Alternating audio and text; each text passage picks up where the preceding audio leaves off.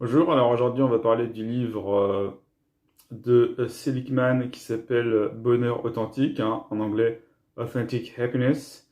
Et il nous donne des indices sur qu'est-ce que c'est que le bonheur et comment y arriver, et notamment à travers la notion de vertu et de force de caractère. Donc il commence le livre en opposant les sensations ou les sentiments positifs au caractère positif. Il dit que jusqu'à présent, on a été dans une psychologie hédonique basée sur les sentiments positifs. Or, le problème des seuls sentiments positifs, c'est que les sentiments positifs, sans l'exercice du caractère, mènent finalement à un sentiment de vide, d'inauthenticité et finalement de dépression. Et il y a d'autres dimensions de la vie, et notamment pour ce qui est du caractère, l'engagement total, hein, la perte de conscience de soi.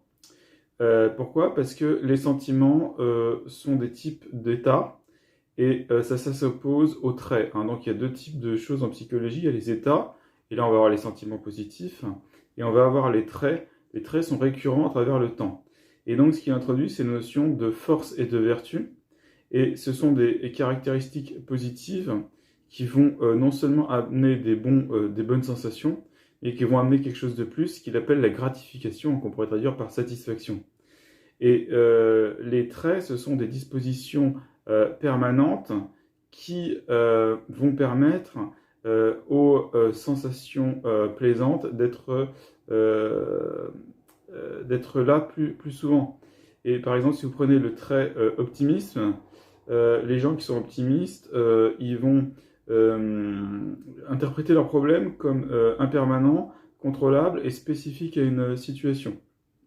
Et donc, par exemple, si ils ratent un examen, ils vont se dire que bon, bah, ce sera pas comme ça la prochaine fois, qu'ils peuvent faire des choses pour changer et qu'ils ne sont pas des ratés globaux, mais ils ont raté un examen spécifique, hein. Et on sait que le trait optimiste, par exemple, prédit la longévité, par exemple. Donc, pour prendre des exemples de vertus, hein, il dit qu'il y a 6 vertus qu'il a trouvées dans les diverses traditions. Il y a la sagesse, première vertu, le courage, deuxième vertu, l'amour, troisième vertu, la justice, quatrième, la tempérance, cinquième, et la spiritualité en 6. Et il montre que ces vertus, elles peuvent se subdiviser en 24 forces, hein. Par exemple, pour la sagesse, les formes, c'est la curiosité, l'amour de l'apprentissage, le jugement, l'originalité, l'intelligence sociale et la perspective. Pour l'amour, les forces, c'est la gentillesse, la générosité, nurturance, donc la capacité à apporter aux autres, et la capacité d'amour et d'être aimé. Et ça se retrouve à travers les cultures. Donc, il y a certaines forces qu'on peut exercer tout le temps et d'autres à certains moments. Par exemple, la gentillesse, la curiosité, la loyauté, la spiritualité. Et ça, ce sont des forces toniques, c'est-à-dire qu'on peut les utiliser tout le temps. Et la persévérance, la perspective, la justice et la valeur, par exemple, ça, ce sont des forces phasiques qu'on va utiliser que certaines fois. Et donc, dans le bonheur, eh bien, il va y avoir 3 grands axes du bonheur. D'abord, ce à quoi on pense tous quand on pense émotion positive, c'est la vie plaisante. Mais la vie plaisante, c'est pas tout le bonheur, on sent qu'il y a encore quelque chose qui nous manque. Et là, il va y avoir la vie bonne, hein. Donc, il s'inspire des Grecs, des philosophes grecs, notamment d'Aristote. Il y a la vie bonne, où on va se donner des buts et essayer de les accomplir. Et enfin,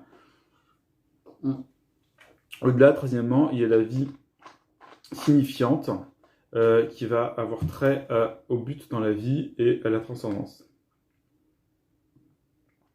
Alors, pour ce qui est de la vie bonne, il va falloir utiliser nos forces signatures. Donc, il faut déterminer nos forces. Donc, c'est 5 des premières 24. Et une fois qu'on a déterminé nos forces, on va appliquer cela à notre travail.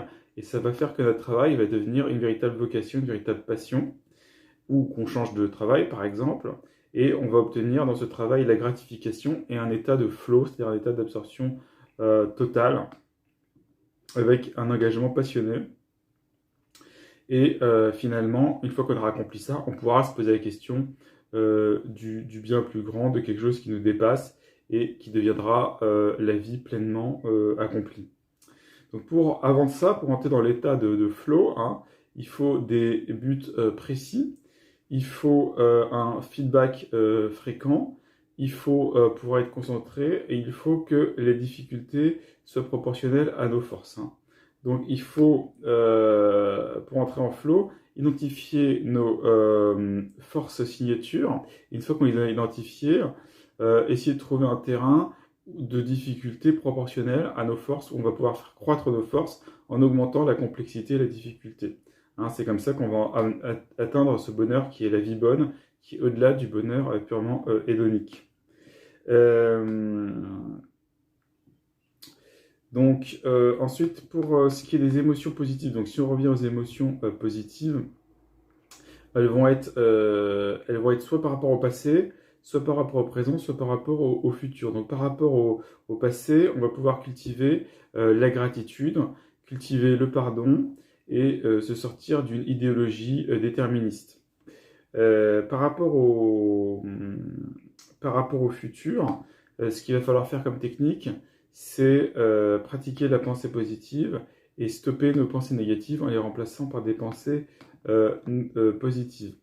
Et par rapport aux émotions positives du présent, il va y avoir tout ce qui est plaisir et il va y avoir tout ce qui est gratification. Sauf que les gratifications, bah justement, c'est pas tellement de nature émotionnelle, c'est de nature de l'engagement. Hein. Donc le bonheur authentique, il a 3 grands piliers. Il a un pilier qui est le plaisir, c'est les expériences positives ressenties, avec des émotions positives, avec une satisfaction de vie, et avec ce qu'on appelle le bien-être subjectif. Ensuite, ça correspond aux théories hédoniques, hein, du bien-être. Et ensuite, on va avoir deuxième pilier, nous dit-il, l'engagement, et troisième pilier, le sens. Alors l'engagement, on l'a dit, c'est obtenu grâce au flow. Donc les vertus du caractère vont nous donner un état de flow, et également les vertus de caractère vont participer au bien-être subjectif. Pour ce qui est de la poursuite du sens, hein, il faut avoir quelque chose qui nous dépasse et aller vers toujours plus de complexité pour aller soit dans le sens de l'omniscience, soit de l'omnipotence, soit de la bonté. Hein, donc ça peut être soit la science, soit le pouvoir, soit les bonnes œuvres par exemple, soit aider les autres. Hein. Et donc on va être de plus en plus divin en quelque sorte. Hein. Donc le bonheur, le bien-être, c'est en somme les sensations positives et les activités positives.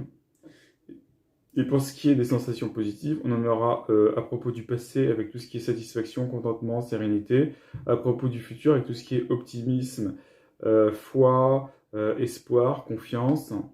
Et on va avoir dans les émotions positives du présent, on va avoir le plaisir et la gratification. Et les gratifications, eh bien, c'est tout ce qui est lié à la vie plaisante.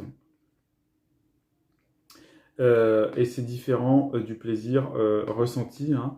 Les gratifications, c'est l'absorption, il y a une perte de conscience de soi.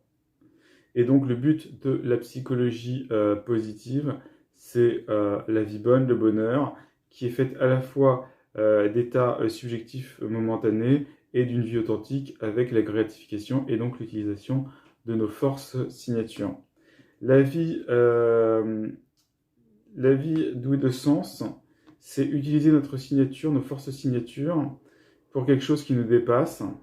Et donc, finalement, une vie complètement remplie, c'est des émotions positives sur le passé, sur le futur, et dans le présent, du plaisir, et aussi des gratifications, et aussi un sens. Hein. Donc, ces 3 piliers. Le premier pilier va concerner l'étude des émotions positives. Le second pilier, ça va être l'étude du caractère vertueux ou positif. Et troisièmement, il va y avoir l'idée de développer des institutions positives qui vont donner un sens à l'individu. Voilà, donc plus tard, après ce livre-là, il va développer un peu plus son modèle et va rajouter 2 autres piliers qui vont être les relations et les accomplissements, mais il n'en parle pas dans ce livre, donc on ne va pas en parler. Voilà, merci.